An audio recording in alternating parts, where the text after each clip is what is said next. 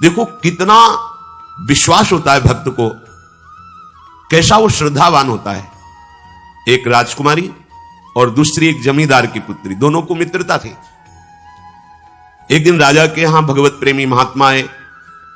वो संत सेवी राजा थे, महात्मा जन आते रहते थे और महात्माओं का कार्य ही होता है निरंतर अपने प्रभु की सेवा और सुमिरन में मगन रहना। सेवा सुमिरन ये बहुत बड़ी सामर्थ्य है। अगर हम हर समय सेवा और सुमिरन में रहें तो कभी कोई माया प्रपंच हमें परास्त नहीं कर सकता। जहां हम सेवा सुमिरन से अलग हुए वहीं माया का प्रभाव पड़ता है। भगवान का शालिग्राम स्वरूप उनके पास था, खूब भाव से सेवा कर रहे थे और नवीन अवस्था की कोमल हृदय वाली ये दोनों सखियां देख रही थी। इनके मन में आया ऐसे हम भी ठाकुर सेवा करेंगे। देखने से सुनने से हमारे हृदय में प्रभाव पड़ता है। गंदी बातें देखेंगे, गंदी बातें सुनेंगे, उसी का चिंतन होगा, हृदय गंदे आचरणों की प्रेरणा वाला बन जाएगा। अगर हम भागवतिक बातें सुनेंगे, भागवतिक दर्शन करेंगे तो भागवतिक चिंतन होगा, हृदय भागवतिक प्रेरणा वाला बन जाएगा। कई दिन संत भगवान रुके, रोज सेवा कीर्तन कथा, सरल हृदया। उन दोनों सखियों में बात आई कि चल करके संत भगवान से कहते हमको भी ठाकुर जी दीजिए। दोनों ने चरण पकड़कर प्रार्थना की, गुरुदेव हमारे हृदय में भी इच्छा हो रही कि हमें ठाकुर सेवा मिले। अब दोनों बच्चे ही थे। संत भगवान ने विचार किया सेवा पद्धति में बहुत सावधानी की आवश्यकता होती है। अभी ये बच्चे हैं, कहीं सेवा अपराध न बन जाए। सेवा अपराध भी होता है। उपासना में चलने वाले उपासक को कर लो। सेवा अपराध और उप सेवा अपराध 32 ये 64, इन पर सावधान रहना चाहिए। ये गलती नहीं होनी चाहिए। जैसे आप ठाकुर सेवक हैं, अपने घर में सेवा विराजमान किए हुए हैं। आप जैसे आपको ठाकुर जी के दर्शन के लिए जाना है, जहां तक ठाकुर जी के दर्शन करने के लिए जाना है, हो सके तो पादुका न पहने, नंगे पैर दर्शन करने जाए। यदि आप में ऐसी सामर्थ्य नहीं है किसी कारण से, तो सीढ़ियों में पादुका नहीं पहनना चाहिए। जहां से मंदिर की सीढ़ियां आए, पादुका उतारकर माथा रखकर सीढ़ी में फिर चढ़ना चाहिए। खड़ाओं या पादुका पहन करके श्री विग्रह के दर्शन करने के लिए जाने में फिर अपराध लगता है। अरे अपने मालिक के दर्शन करने जा रहे हैं, स्वामी के दर्शन करने जा रहे हैं, प्रभु के दर्शन करने जा रहे हैं, तो अपनी कुटिया से और मंदिर तक नंगे पैर जाना चाहिए। यह भावना रखनी चाहिए। भरत जी जा रहे हैं प्रभु के दर्शन करने के लिए, अयोध्या से पैदल ही चले थे, तो सुकुमार चरणारविंद तो बड़े बड़े फफोके छाले पड़ गए थे।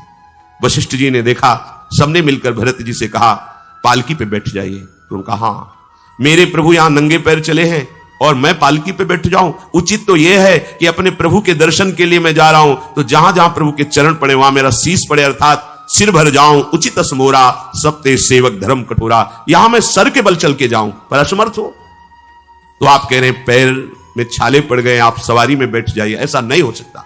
तो अपने प्रभु के दर्शन करने के लिए जब जाए तो हो सके, सामर्थ्य हो तो पादुका न पहने, कोई खड़ाऊं चप्पल जूता आदि ना पहने। अगर पहने हैं तो बस सीढ़ी तक ही पहन कर जाए, ऊपर सीढ़ियों की नहीं।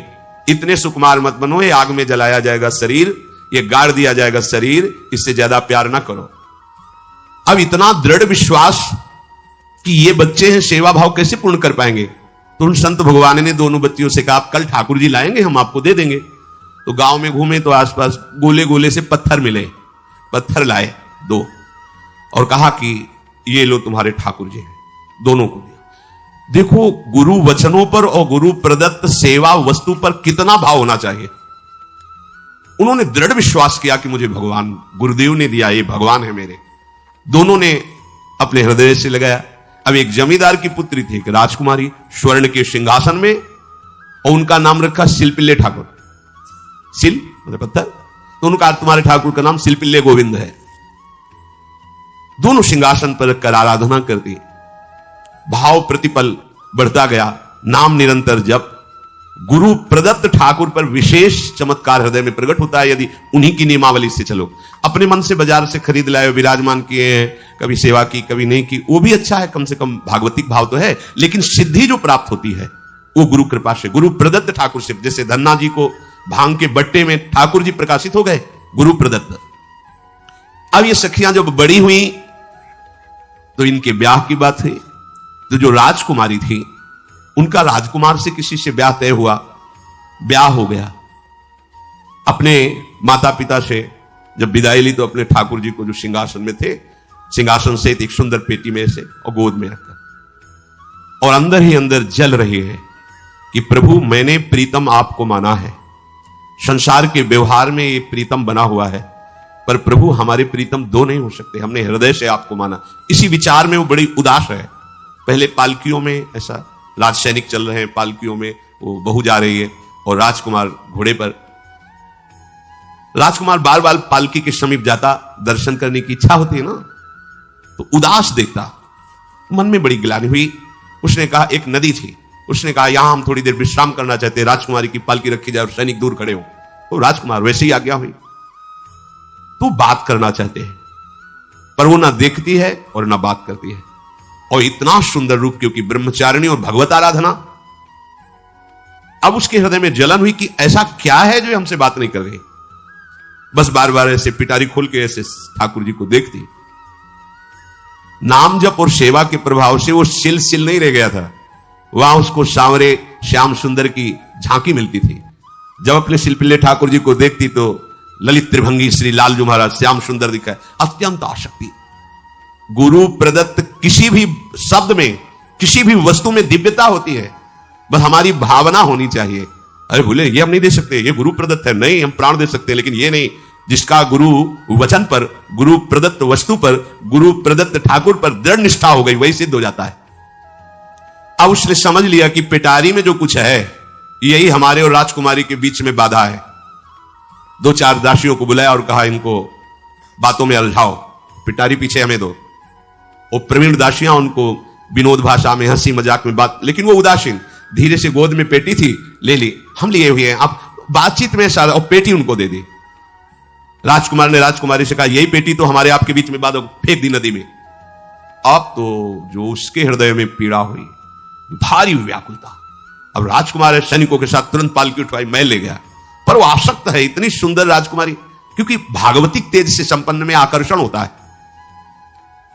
राजकुमारी ने कहा यदि हमारे ठाकुर नहीं तो मैं नहीं, आज से अन्न जल त्याग, प्राण त्याग दूंगी अगर हमारे ठाकुर जी हमारे समीप नहीं तो। आज से एक बूंद पा, कैसे पिए, अपने ठाकुर को भोग लगा के पाला है और ठाकुर जी फेंक दिए गए। भारी व्याकुलता, जैसे मीरा जी कहते दृश्य बिन दुख न लागे, नहीं, न रात में नींद है, न दिन में अन्न जल है, व्याकुलता। अब भयभीत हो गया राजकुमार। पूरा महल इस विषाद से हो गया कि अगर नवीन राजकुमारी प्राण त्याग देती है तो क्या होगा लोक समाज में, कि अभी नवीन राजकुमारी गई, ये लोग ऐसे निर्दयी हैं कि ऐसा व्यवहार किया कि उसने प्राण त्याग दिया। राजकुमार घुटने में आ गया, घुटने टेक कर राजकुमारी से कहा मैं तुम्हें दुखी नहीं करना चाहता, पर मैं तुमको छोड़ भी नहीं सकता। अब हमें आप वो उपाय बताओ जिससे आप मुस्कुरा दो, आप प्रसन्न हो जाओ। तो उनका, हम अपने ठाकुर के बिना जीवित नहीं रह सकती, यदि आप हमें जीवित देखना चाहते तो हमारे ठाकुर जी लाके दो। हमारी भागवतिक निष्ठा ऐसी होनी चाहिए कि जो गुरु जी ने मंत्र दिया है, जो गुरु जी ने उपासना दी है, उसमें दृढ़ विश्वास होना चाहिए। हमारे अंदर किंचन मात्र फिसलाव नहीं होना चाहिए। और आगे जो महामहिम सूत्र है, जब तक हमारा मन प्रभु में समर्पित ना हो जाए तब तक पाप होने की संभावना होती है, बड़े बड़ों से चूक हो जाती है। इसमें यह नहीं कहा जा सकता कि हम इतने वर्ष से साधन में लगे, हमसे चूक नहीं होगी, यह तो भूल जाना। बड़े बड़ों से चूक करवा देना माया का कार्य होता है, पर जिनका मन प्रभु को समर्पित हो गया है उनसे चूक नहीं हो सकती। इसलिए जो अगला सूत्र वर्णन किया कि जितने भी पापाचरण होते हैं वो सब मेरे से होते हैं, ऐसा उपासक दृढ़ निश्चय करे। ऐसा नहीं कि पापाचरण भगवान से, भगवान करा रहे हैं। ये लोगों का एक प्रश्न होता है कि जब सब कुछ भगवान करा रहे हैं, भगवान की इच्छा के बिना पत्ता भी नहीं हिलता, तो जो हम पापाचरण, गलत आचरण, वो भी तो भगवान ही करा रहे हैं। इस विषय को समझना है। आज के समाज का जो मानसिक स्तर है, जब हम त्याग की बात करते हैं कि गंदे आचरण नहीं करने चाहिए, तो जो समझाया जाता है, जो समझ है आज की आधुनिक, वो ये समझ है, कुछ ऐसे जनों ने ये निर्धारित भी किया है कि बहुत भोग कर लेने पर फिर समाधि की प्राप्ति होती है। अगर ऐसा होता तो लाखों लोग समाधि को प्राप्त होते, लाखों लोग बिना साधना के। क्यों? बचपन से लेकर के पूरे जीवन तक भोग ही भोग रहे, सब समाधि में पहुंच जाते। प्रायः सबके दिमाग में बात बैठी है कि अगर हम भोग ले तो हम मन को समझा सकते हैं, लेकिन आप बात अनुभव की समझ लीजिए कि आप भोगने के लिए जो ही गए तो मन के गुलाम बन करके गया, वो कभी तुम्हें मुक्त होने का अवसर नहीं देगा।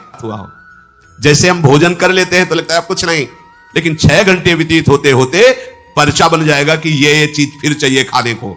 ऐसे ही कोई भोग भोगने के बाद कुछ क्षण के लिए उससे विरति हो जाती है, ठीक है, लेकिन फिर कुछ मिनट होने के बाद फिर नई स्फुरणा, नया संकल्प, नई क्रिया, नई भोग वासना सब हृदय में देख लो। इसके लिए किसी और से सलाह लेने की जरूरत नहीं।